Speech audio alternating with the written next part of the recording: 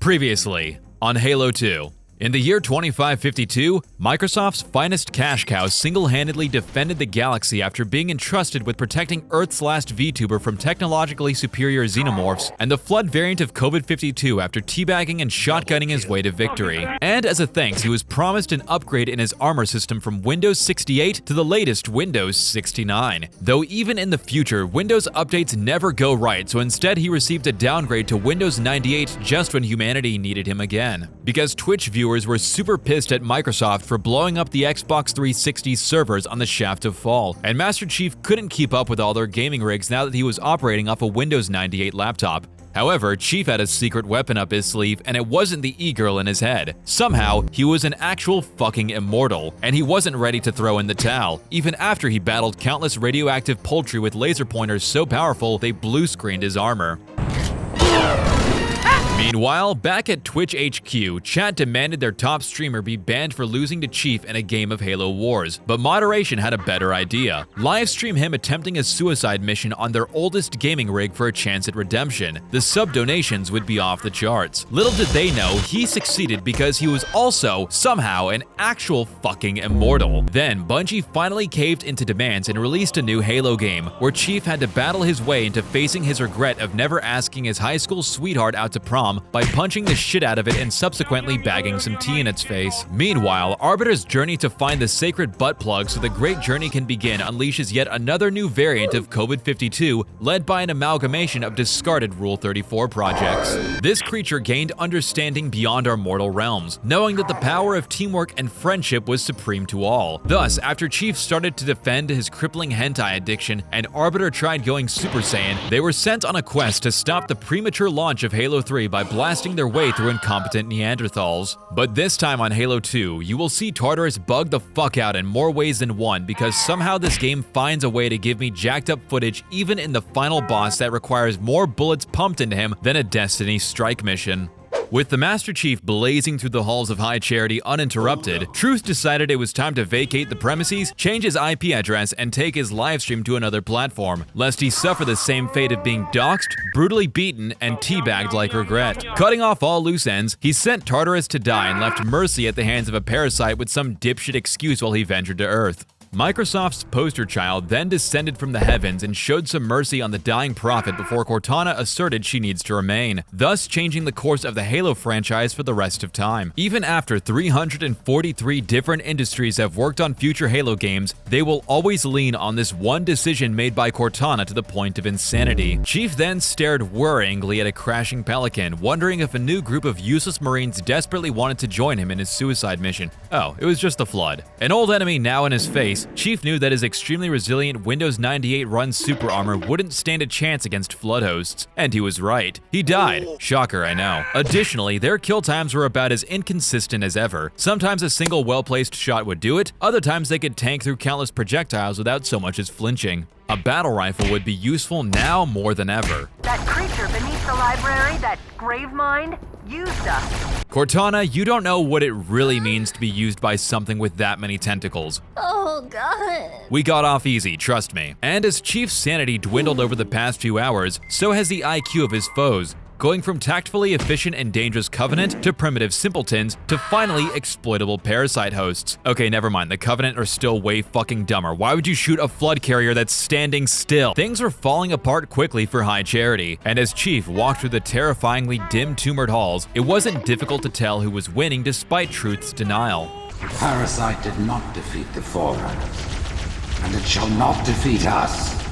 While I don't know if these are voice recordings or him speaking live, it is funny to think of him just casually riding in a Phantom or sitting in the Forerunner ship on the PA system just saying, "Don't worry guys, it's Jay," from a sheet of paper his campaign managers handed to him. While the halls of High Charity were certainly haunting, Chief was relieved to see that most sniper jackals were already eliminated by the Flood. They had their priorities straight, but he could certainly do without the constant harassment from Jeff Goldblum. And as precedent for this run has established, Flood hosts wielding rocket launchers will never endanger me because they lack the balls to fire it. Chief then took an elevator up to what Cortana described as the Prophet's personal chambers, which meant that the present Covenant forces here must have been their discarded concubines. Of course there was a sniper jackal jackal among them, and he could only assume that the slowest opening door in all of High Charity must have been where all the magic happened. Once he passed by a human skull descending from a lift that was pushing him upwards, somehow, he promptly ignored the two squabbling factions so he could catch up the truth and maybe catch a break from all this madness.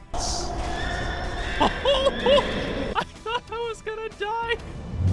I know it's a pretty short commentary of what happened at this level, but what more do you want from me? It's the shortest level in the entire game, and no, I'm not counting the tutorials section where Chief's armor.exe stopped responding and sent him down this spiral of madness, but we'll come back to him. Meanwhile, back in Arbiter's place, he and Gandalf the White were off on an adventure to once again inflict property damage on an ancient Forerunner structure with a scarab that was conveniently docked just a quarter mile away. Though Arbiter strangely had his weapons from last time confiscated and instead replaced with two of the most useless firearms on the beach, he decided to humor himself into letting his mentally handicapped friend over there take the driver's seat for once. What's the worst that could happen? Things were off to a pretty good start, as Gary the Retard and whitewashed Beetlejuice over there were clearly new to vehicular combat, but good thing Arbiter was the one on the turret. So the brutes playing bumper cars didn't quite stand a chance, even though these damn dirty apes took a hell of a long time to kill. And by nothing short of a miracle did our dangerously blind Uber driver over there not get us killed by a wraith harassing us from afar, while Halfjaw over there demonstrated half his brain got cut off along with his mandibles because he can't seem to remember the wraiths just so happen to have a firing mode perfectly suited for destroying other vehicles. So after Thing 1 and Thing 2 reenact LA freeway traffic not once, but twice, Arbiter finally got fed up with all of the aimless meandering and near car crashes, so he decided it was finally time to take the driver's seat in this operation. Though it didn't take long for him to realize that even with unlimited respawns, the odds for success were even slimmer than Jim's Slim Jim when he was tasked with taking out two wraiths and several primates with grenade launchers, with no other way forward while Two-Face's lack of ADHD medicine prevented him from focusing on the task at hand. And he didn't seem too keen about sharing his toys. But while Arbiter might be wearing a fossilized suit of armor designed to livestream his suffering, his big brain power was more than enough for any obstacle set by noobs that were unable to properly pilot Halo's most brain-dead vehicle class. And just ahead was more good news. Earthworm Jim,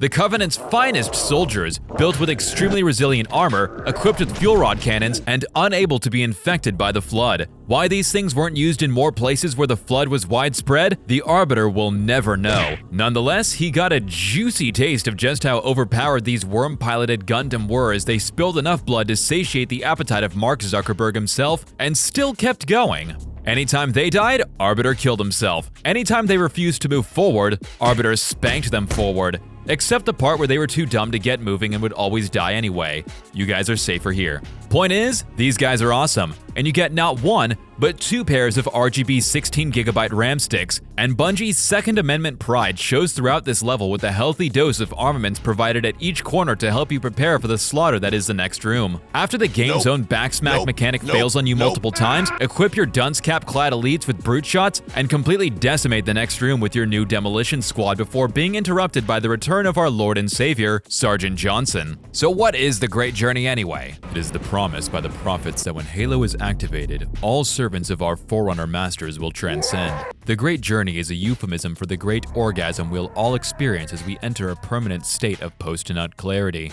allowing productivity in our empire to skyrocket. That is the dumbest shit I have ever heard. And with that explanation, Sergeant Johnson's IQ divided itself by 0 because his ability to hit objects standing completely still with a plasma cannon half the girth of his penis was, in a word, amateurish. And the responsibility of delivering this quadrupedal behemoth that Johnson somehow discovered how to pilot on his own was up to Arbiter and his Banshee, a seemingly impossible task for Arbiter at first. But like literally every other obstacle presented in this game, when you get unlimited attempts, you'll succeed eventually. The Wraiths were no match for a taste of all-American justice, and the Spectres were simple enough to kill with Wraiths. But the Banshees presented the real problem. Without a Phantom there to actively draw their fire, they were just fucking unfair, let's be real. However, with some genius maneuvering, you can remind these flying foes of yours that the first rule of prison is to never show your backside unless you're looking to get fucked. Time to turn on the anniversary graphics, watch the explosion, and get Arbiter's ass inside. Now the only thing standing in the way between Arbiter and getting back at the bastard bitch that betrayed him was a pack of orgasm-starving primates. So he showed these brown bimbos why this game is rated PG for plasma grenade, beat them up for failing object permanence class, and headshotted his way onto the final boss.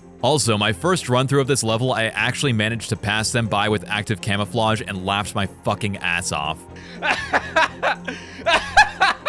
Upon his arrival, with his rifle clipping through the floor, I guess Tartarus' short-term memory or lack of common sense didn't let him think that accusing Arbiter of heresy didn't mean shit to a guy that you just tried betraying, but that's not important. What is important is that the Oracle finally unveiled the truth. The Great Journey was bullshit. There was no galactic orgasm and transcendence waiting after the ring's activation. No paradise, no heaven where there is no horny, only death. Arbiter's eyes and heart were filled with more betrayal than ever before as he metaphorically reached out to Tartarus. But ladies and gentlemen, you cannot negotiate with a Coomer when he's ready to get that sweet release. Tartarus doubles down on his faith and picks up his oversized hammer, his neurons in full control of his actions as he's ready to get that sweet, sweet overdose of oxytocin. Once more, peace was never an option. It was time to finally engage this very angry monkey in a showdown for the fate of all living beings in the galaxy. The Coomer versus the Sigma male grind set. MC Hammer will one-shot you and anyone else who violates social distancing.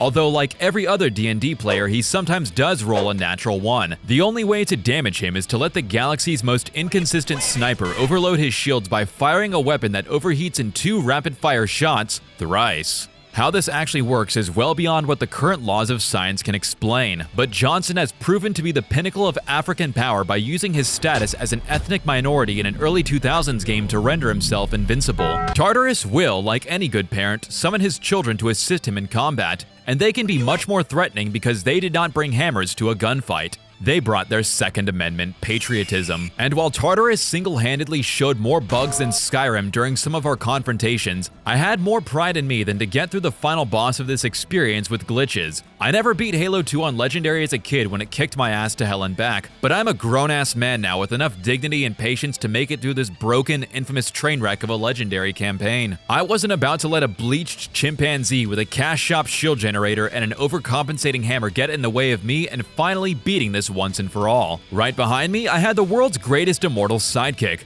Sergeant Major Avery Jr. Johnson, equipped with the game's most infamously powerful weapon when wielded by a KFC chicken. And in spite of the appropriate amount of shit I give this game's brain-dead AI, I am thankful for the bravery the elites show in walking in to suicide bomb themselves into Tartarus and take aggro away from me so I can breathe for a moment. And let me tell you that this guy can be one hell of a pain in the ass. Even with the amount of hardlocks I witnessed in my many deaths to him, none of them ever actually netted me a victory. But it didn't matter how much this guy came after me or how many gorilla dick-sucking trash mobs he summoned to scare the living shit out of me. I was going to win by pumping enough lead in this mohawked jackass to make the Doomslayer proud.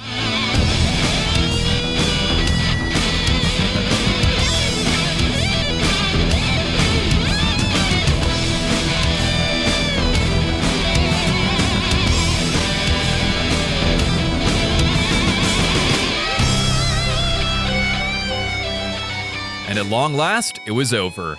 I had, for the first time in my entire life since I was like 8 years old, attempted Halo 2's Legendary campaign and came out victorious. But things aren't quite over yet for our story. With Johnson and 343 Industries engaging in PDA, Miranda interrupted their honeymoon with more boring plot stuff that nobody really cares about. All while Chief was, Master Chief, you mind telling me what you're doing on that ship? Sir, finishing this video.